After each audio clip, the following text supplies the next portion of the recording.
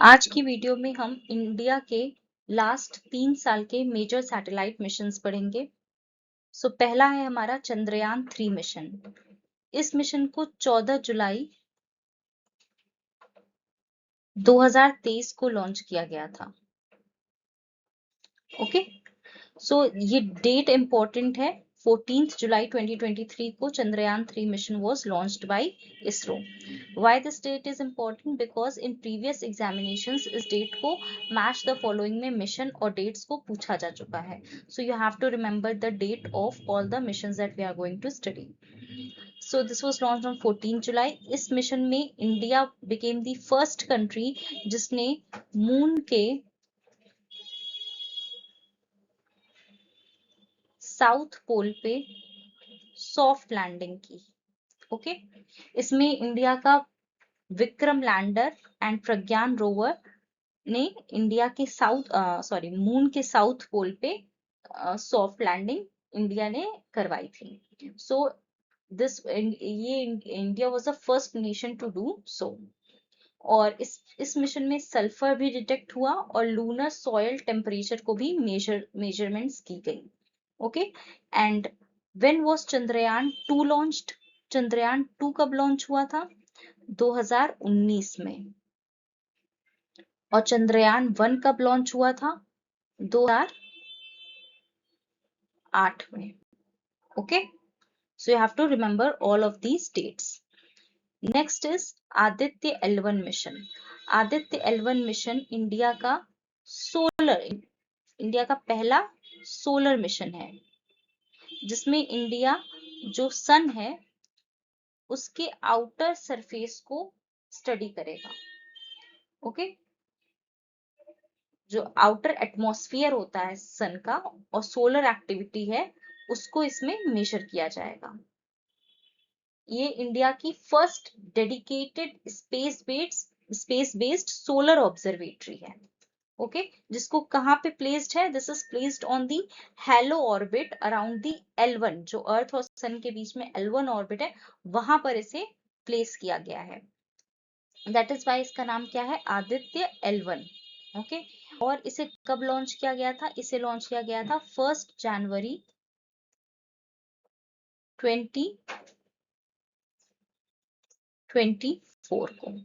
Okay, sorry, this was not launched on 1st January, this was launched on 2nd September 2023। 1st जनवरी को दूसरी satellite launch हुई थी, जो इसके बाद हम पढ़ेंगे। That was launched on 1st January, not this one. Okay, Aditya L1 was launched on 2nd September 2023. Next is XPoSat. इसे कब लॉन्च किया गया था? इसे 1st जनवरी 2024 को लॉन्च किया गया था। इस सैटेलाइट का क्या इसका फुल फॉर्म क्या है? X ray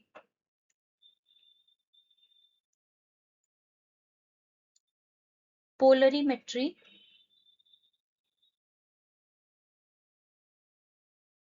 satellite.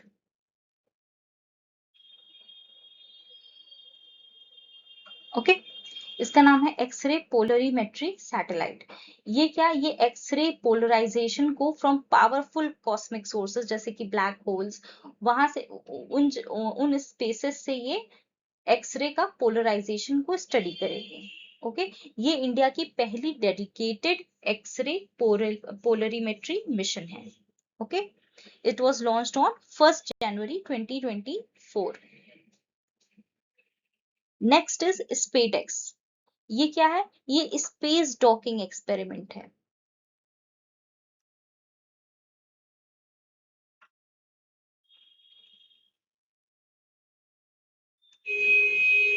This is space docking experiment. After the space docking experiment, India became the 4th country in the nation जिसने ये demonstrate करा है space docking experiment. Okay, इसे कब लॉन्च किया गया था? This was launched on 30th December 2024. Okay.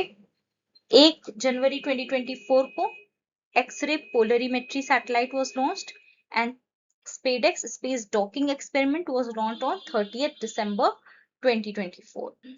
इसके थ्रू क्या होगा कि जो इंडिया ने डेमोन्स्ट्रेट किया डॉकिंग और undocking of two spacecrafts, power transfer between two spacecrafts. So ये यूजफुल क्यों होगा? बिकॉज जो हमारे आने वाले गगनयान मिशन हैं और जो मतलब the human human space missions हैं और जो हम आगे जाके अपना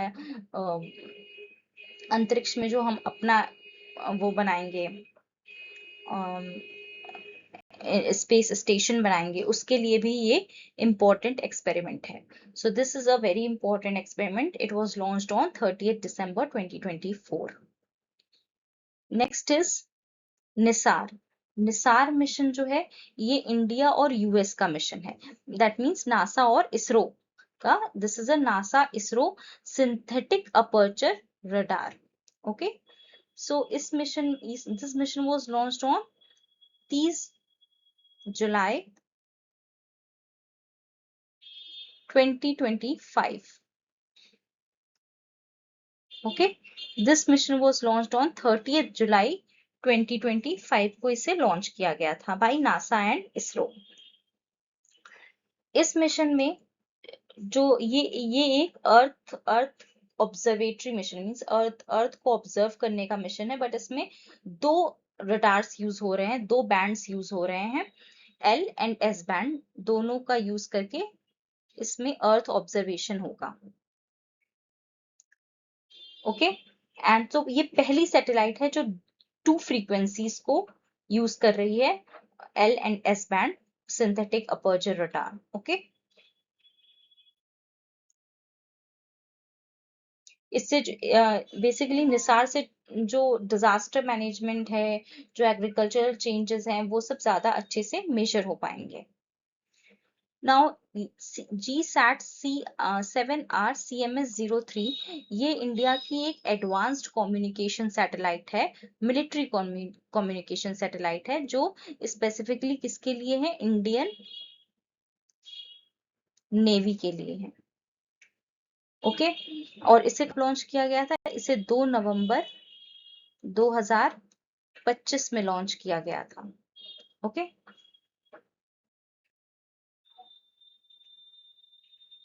एंड इसे जियो ट्रांसफर ऑर्बिट में प्लेस किया गया है। So this was all about the major satellite missions of India in the past 3 years, and you have to remember the dates also and the main purpose of the mission. Okay, so this was all.